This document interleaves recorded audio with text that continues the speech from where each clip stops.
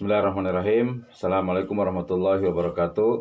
Alhamdulillah, salatu wassalamu ala rasulillah wa ala alihi wa ashabihi wa man tabi'ahum bi ihsanin ila yaumiddin wa ba'd.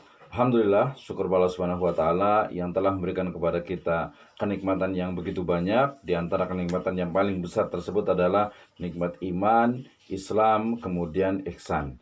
Salawat dan salam mudah-mudahan tercurahkan kepada junjungan kita Nabiyana wa Habibana Muhammadin sallallahu alaihi wasallam, kepada seluruh ahlul baitnya, para sahabatnya, dan juga orang-orang yang senantiasa mengikuti jejak sunnahnya hingga akhir zaman.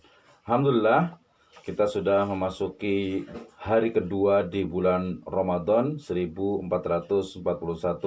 Hijriah. Hari dan bulan yang sangat mulia dan sangat luar biasa, sehingga kita harus betul-betul memanfaatkan dan juga mengoptimalkan. Tentu saja dalam konteks ini adalah mengisinya dengan hal-hal yang sifatnya itu positif, hal-hal yang sifatnya itu membawa kepada pendekatan diri kepada Allah Subhanahu wa taala, taqarrub ilallahi azza wa jalla. Nah, berbicara tentang taqarrub, bicara tentang bagaimana cara mendekatkan diri kepada Allah Subhanahu wa taala, tentu masing-masing orang itu memiliki sesuatu atau memiliki cara yang berbeda-beda, walaupun ujungnya adalah untuk pendekatan diri kepada Allah Subhanahu wa taala. Tetapi kemudian setiap orang akan berusaha semaksimal mungkin untuk menjadikan Ramadan ini tentu saja menjadi Ramadan yang lebih baik. Tentu saja masih dalam suasana pandemi dari COVID-19 ini, kita akan terus berusaha untuk senantiasa menggunakan waktu dan kesempatan yang kita miliki ini untuk beribadah kepada Allah Subhanahu wa taala. Tentu saja ibadah ini dalam makna yang luas, sebagaimana perkataan dari Syekhul Islam Ibnu Taimiyah. Beliau mengatakan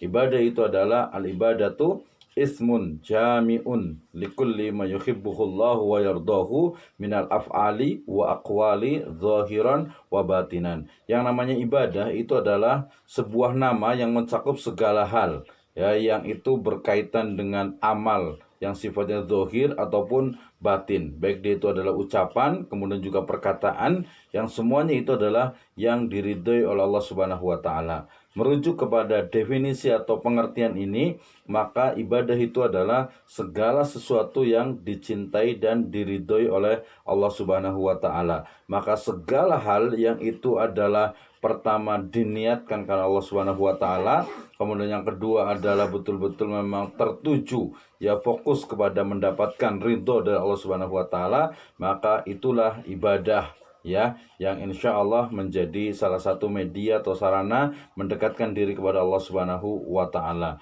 Memang banyak hal yang bisa kita lakukan di tengah virus atau di tengah wabah dari corona ini. Tentu saja semua itu bisa kita lakukan dengan izin dari Allah Subhanahu wa taala. Kita tidak mungkin melakukan sesuatu tanpa adanya izin dan juga kuasa dari Allah Subhanahu wa taala. Oleh karena itu, inilah salah satu dari bagaimana kita seorang muslim itu bersikap, bahwa segala sesuatu yang menimpa kita itu adalah insyaallah taala itu baik. Akan tetapi bukan berarti kemudian kita itu juga memudah-mudahkan, bukan seperti itu. Tetapi kita berusaha semaksimal mungkin, seoptimal mungkin. Karena saya selalu mengatakan bahwa yang namanya ketakwaan itu adalah apa? Adalah mengoptimalkan seluruh potensi jiwa dan raga kita untuk mendapatkan ridho dari Allah Azza wa Jalla. Maka dengan optimalisasi jiwa dan raga kita ini, kemudian kita mendekatkan, kita taqarrub ilallahi Azza wa Jalla.